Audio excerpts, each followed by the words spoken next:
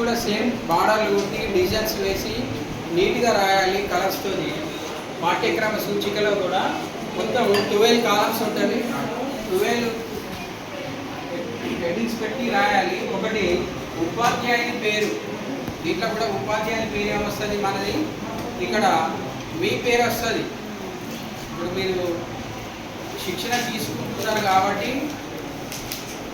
ఉపాధ్యాయ శిక్షణ తీసుకుంటున్నారు కాబట్టి మీ రికార్డులో 20 లెసన్ ప్లాన్లో మీ ఉపాధ్యాయులు, ఛాత్రోపాధ్యాయులు అంటారు మిమ్మల్ని, ఆ ఉపాధ్యాయుల పేరు మీ పేరు రాయాలి ఇక్కడ. ఓకేనా? ఇక్కడ నా పేరు డి రమేష్ రాసిన తర్వాత రెండవది క్రమ సంఖ్య, మీ రూల్ నెంబర్. ఇప్పుడు మీకు రూల్ నెంబర్ ఒకటి ఉంది కదా, ఆ నెంబర్ అడ్మిషన్ నెంబర్ వేయాలి. తర్వాత తేదీ, ఈరోజు తేదీ వేయండి. ఈరోజు రాసుకుంటున్నమాట, ఈరోజు తేదీ వేయండి. ఈరోజు 23/5/2026. ఈ పాఠశాల పేరు, ఈ పాఠశాలలో శిక్షణ తీసుకుంటున్నాం కాబట్టి పాఠశాల పేరు రాయాలి. Practising high school Hanamkonda. తర్వాత తరగతి పేరు, మీరు 6 నుంచి 10వ తరగతి వరకు మనము ఈ యొక్క డ్రాయింగ్ అంటే చిత్రలేఖన ఉపాధ్యాయులము 6 నుంచి 10 వరకు తరగతి విద్యార్థులకు ఈ చిత్రలేఖనము బోధిస్తాం కాబట్టి ఇది technical post, high school post కాబట్టి 6 నుంచి 10 వరకు ఉంటుంది. గుర్తుపెట్టుకోండి, హై స్కూల్ పోస్ట్ మనది 6 నుంచి 10 వరకు తరగతుల విద్యార్థులకు ఈ యొక్క డ్రాయింగ్ చిత్రలేఖనము బోధించాలి. కాబట్టి మనము ఇక్కడ తరగతి పేరు 10వ తరగతి పేరు 10వ తరగతి తీసుకున్నాము. తర్వాత పీరియడ్ 6వ పీరియడ్, ఎన్నో పీరియడ్ 6వ పీరియడ్కు మనకు డ్రాయింగ్ క్లాస్ ఉంది కాబట్టి 6వ పీరియడ్.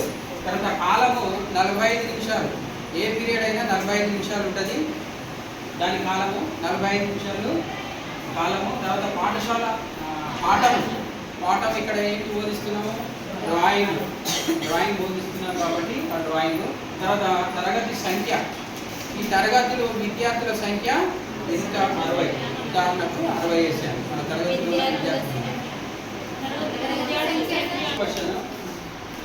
విద్యార్థుల సంఖ్య. ఓకేనా?